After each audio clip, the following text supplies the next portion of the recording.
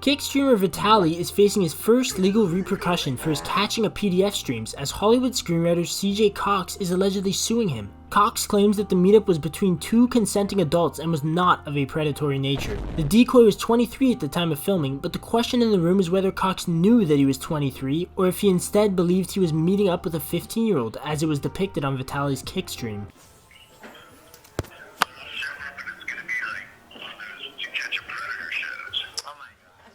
I hope it's not going to be Hot to Catch a Predator. Cox posted screenshots from the decoy's Instagram where he poses with a birthday cake showing his real age. We assume that with this, Cox is trying to defend himself and say that he knew all along that the decoy wasn't underage. However, we strongly suspect that the decoy wasn't using his real name during the messaging phase. Therefore, Cox couldn't have had access to the decoy's Instagram before he got busted. It's also interesting to note that when Vitaly revealed himself, Cox did not protest or show indignation. You're leaving? The cops are outside. Nope, give me a shaver. Buzzer now. Buzzer now. Yo, you're not leaving. You're not leaving. You're gonna play a game. The cops are outside. You're not. Yo, call the PDF. Yeah, I'm not kidding. You're gonna participate in the game or not? You wanna play our game? You wanna play our game or not? Who the fuck are you people? He accepted the situation as though he knew he was in the wrong for showing up there. However, we also acknowledge that there's a dynamic on Vitaly's Kick streams where he needs to be supplied with PDFs constantly to keep the show going. We assume that there's an incentive for the decoys to embellish stories and potentially misrepresent the nature of the chats that they're having with these potential PDFs. Demon. Drama Alert posted an image of Pokimane apparently exposing her and Face Kaysen's DMs in which he appears to hit on her.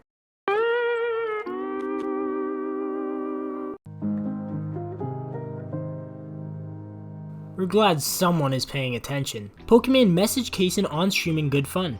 Kaysen was aware of the fact that Pokimane was streaming, as proven by the fact that she had not even sent the message yet and Kaysen had already responded to what she had written out. I'm playing. Maybe one. One is kind of funny. Maybe. No.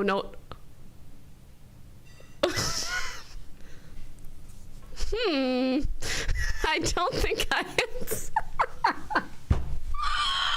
In other news, it is absolutely diabolical to eat your avocado toast like this.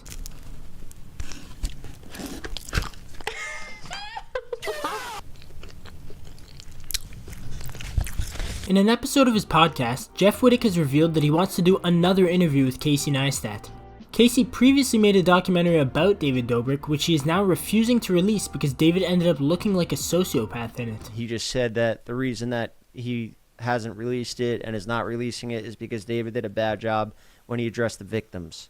And it was more. He said this verbatim? Yeah, it's ridiculous Verbatim? for a smart guy like Casey to say that. I'm not releasing the documentary because David did a bad job addressing the victims. Yeah, he literally said that. Jeff openly spoke about how the last interview he did with Casey didn't sit well with him, especially when Casey started talking about how he still thinks David is a great guy, and Jeff didn't call him out on it. It was difficult for me because I really love David. I still do. And I did then, and he was a wonderful friend. And the idea of making a video celebrating your friend's success is really exciting. Jeff stated he wasn't in the right frame of mind at the time because he had just completed a marathon. We might be seeing an explosive podcast episode soon. Are Australian Sigmas cook chat? Australia has passed a law to ban children under the age of 16 from using social media. They will most likely have another year until the changes are implemented. Then sites like Snapchat, TikTok, Facebook, Instagram, and X are blocked for them. Only YouTube will still be available, as it's often used for school. The government expects social media platforms to implement strategies to verify their users' ages without forcing people to show their government IDs. If they don't enforce these strategies, they may be fined up to $32 million. But really, what is this goofy-ass Australian government gonna do when these Sigmas get a $3 per month VPN? Just put the fries in the bag, little bro. Outdoor YouTuber StormOutdoorsy got caught up in a sudden snowstorm while hiking in Sweden. He tragically died of exposure while attempting to reach his car. Storm was known for his calm hiking videos and his love for nature, and he will be missed by many.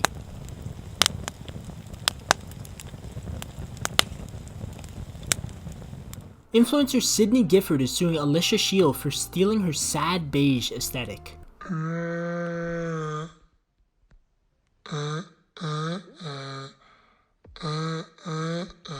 Although people initially thought it's ridiculous to claim copyright of a basic aesthetic that millions of people online post about, the judges ruled that the case has merit and will proceed. We suspect it's not so much the aesthetic that was copied, but the individual pictures, captions, and concepts shown on Sydney Gifford's social media. Pokemon Go partnered with the CIA to spy on you. At least, that's what Brian Lunduke claimed in 2016 when the app was first released. People thought he was crazy, but his suspicions were recently kind of confirmed when Niantic released an article explaining how they've been gathering large amounts of visual training data from cameras using Pokemon Go to essentially create models of your surroundings. Although Niantic has connections to the CIA, they recently edited the original article they released. It clarifies that they use player-contributed scans of public places only, and the scanning feature is completely optional. You have to visit a specific online location and select an option to enable the scanning, meaning just playing Pokemon Go will not train their AI models, according to Niantic. Haley Welch just hawked Tuah spat on her fans. Thank you.